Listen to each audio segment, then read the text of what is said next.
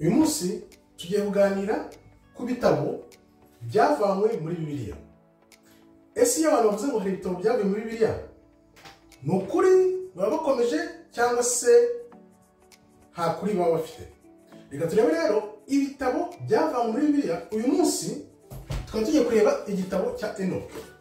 Igitabo cya Enoki kubera iki cyavanywe muri Bibiliya kandi mu myaka ya kera cyari igitabo gikunzwe n'abantu benshi, abantu bose bifashishaga, byongeye kandi na Bibiliya ubwayo ikaba ivuga kuri iki gitabo cya Enoki.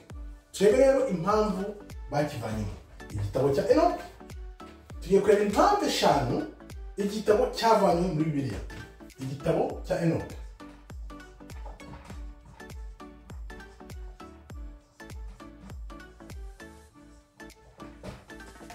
Impamvu ya mbere igitabo cyavanywe muri Bibiliya ni uko kivuga ku bimanuka. Ibimanuka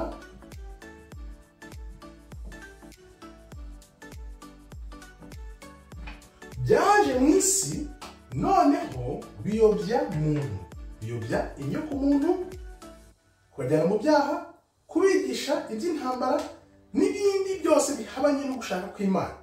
Ibyo bimanuka rero aho byavuye, uko byabayeho, nuko Imana yakoresha urujya mwuzure twumva ngo wa Nowa kugira ngo ibivaneho, ibihanagureho, noneho isi yongere ibisi nshya nzima. Ibyo rero nibyo abantu badashaka twumva. Iki gitabo kikaba cyaravanywemo n'Abaroma, ayo mu Vatikani ikuriye idini rya Katolika muri ino minsi. Uko kuri kose ntabwo bashaka kujya hanze kugira ngo abantu bakumenye, noneho basobanukirwe. Nk'uyu munsi umuntu akubaje umuzungu ava he, umwirabura yavuye he, ese ibintu byose tubona mu isi byavuye he, ntabwo tubimenye ngo tubyumve neza, kuko mu irema n'itangiriro ibyo Imana yari yaraduhaye ngo tumenye twumve byose byagiye bivanwa muri Bibiliya.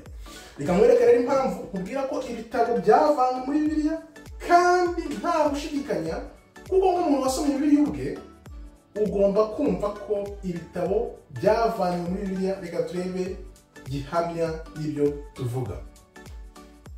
Dukomeje rero kugira ngo twereke gihamya y'uko ibyo tuvuga ukuri.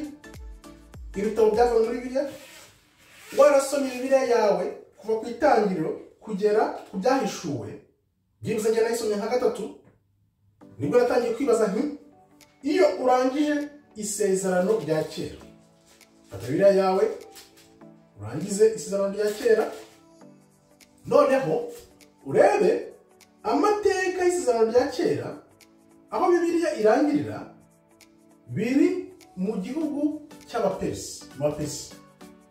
Noneho isezerano rishya rigahita ritangirira he? Rigahita ritangirira ku Baroma. Ni ukuvuga ngo hagati y'isezerano rya kera n'irishya harimo icyuho, kuko haburamo amateka y'Abagereki. Abagereki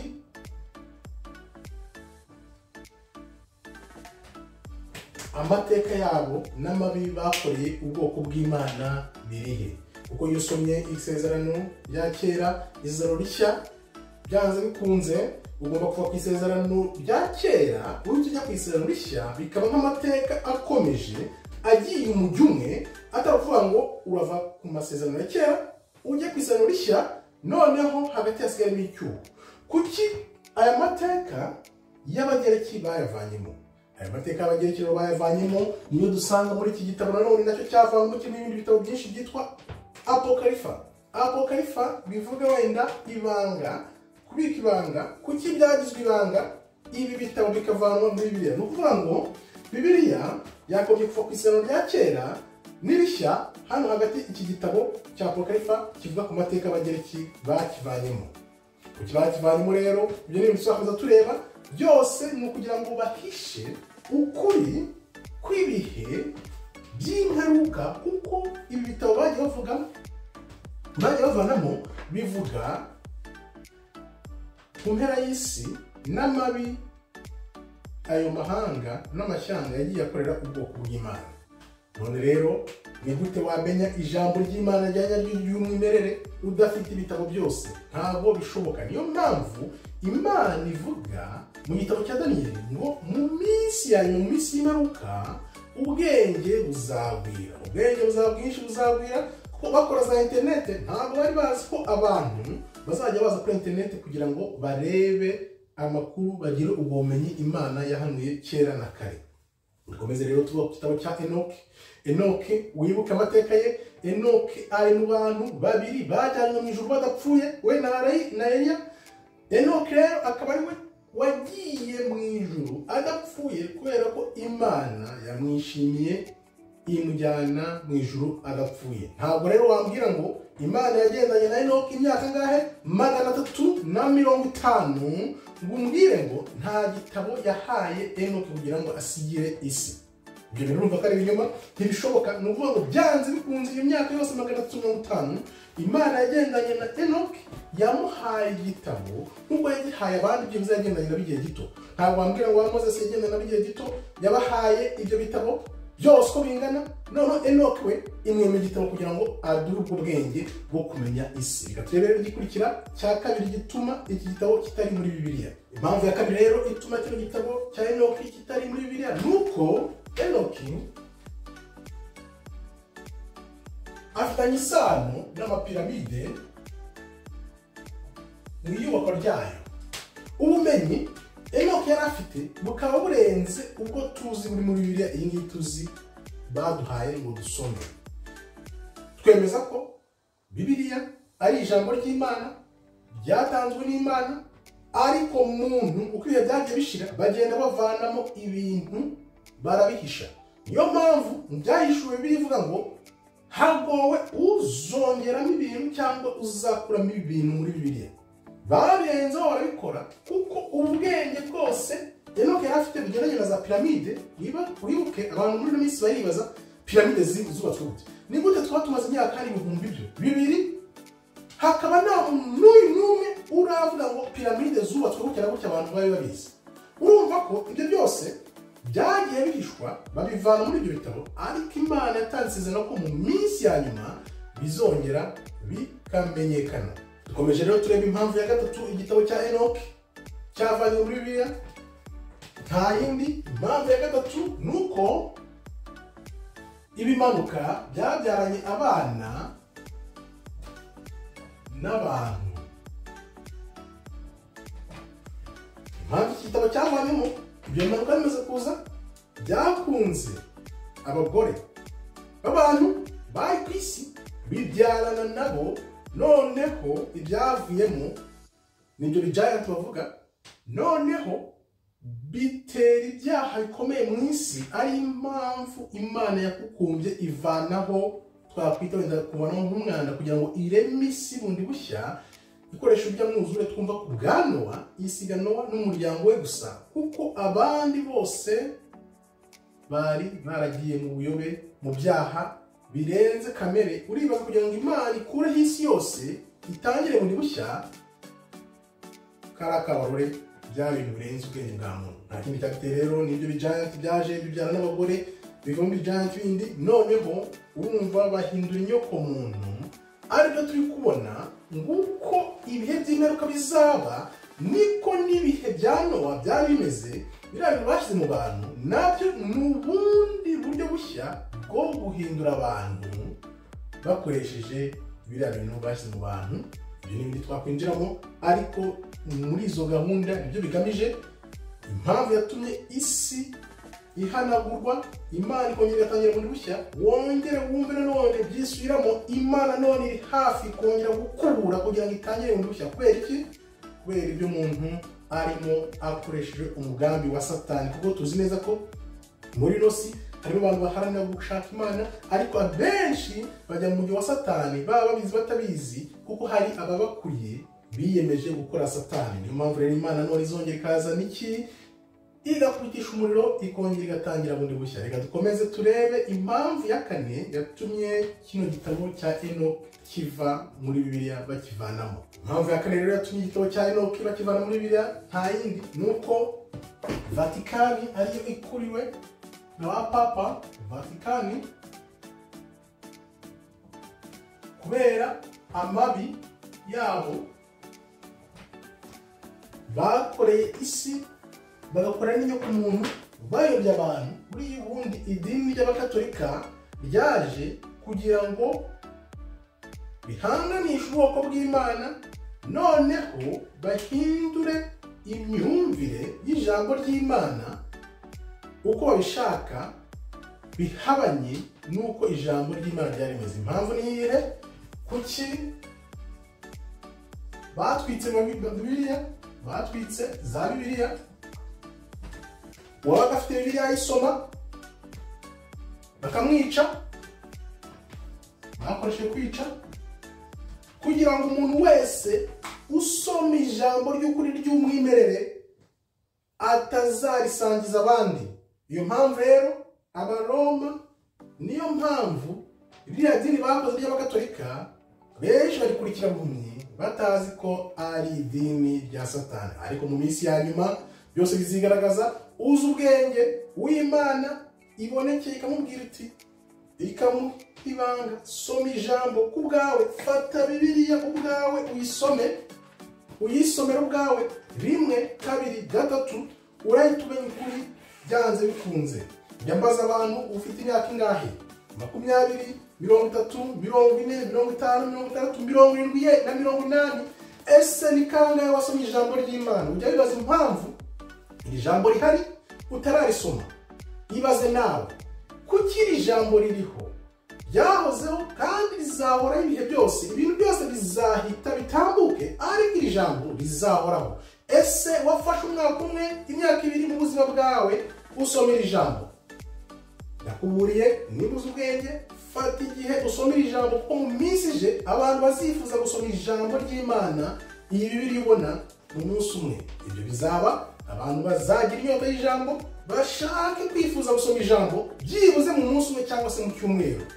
Dukomeze rero tureba impamvu ya gatanu yateye Abaroma Vatikani kuvana igitabo cya Enoch muri Bibiliya. Wibuke ko nakubwiye, nta kuntu Imana yagendana na Enoch imyaka 350 ngo ntimuhe igitabo tuzigiraho iby'isi, imiterere y'isi n'iremwa n'ibindi byose Imana ashaka tumenya.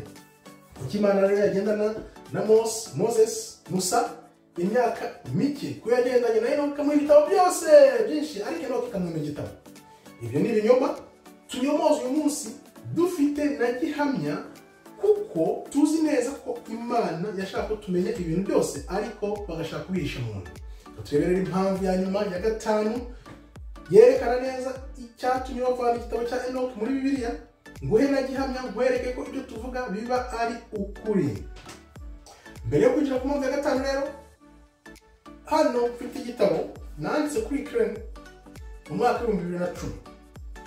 Mana yambwiye ati byandike, bishyira mu gitabo, biryamaho, byaje birongerera zaransanga rambwiye ati bishyira mu gitabo, bijyamo mu mwaka wa 2020.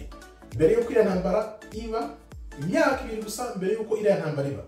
Ni ukuvuga ngo Imana iguhaye ubutumwa, hano ntabwo byatuma niyita umuhanuzi, ariko ibikwereka byibuze ko uri mu nzira zo gukurikira ijambo ryayo. Aho nari maze kwakira agakiza, nibwo nabishyize mu gitabo birasoza.